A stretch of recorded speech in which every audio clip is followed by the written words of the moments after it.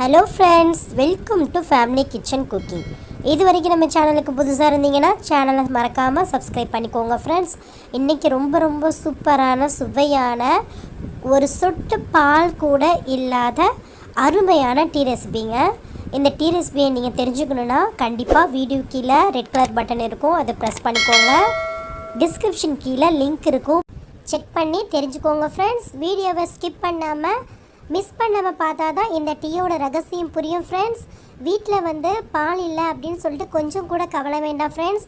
வீட்டுக்கு திடீர்னு கெஸ்ட்டு வந்துடுறாங்களா, நம்ம பதட்டம் பட வேண்டிய அவசியமே இல்லை ஃப்ரெண்ட்ஸ்.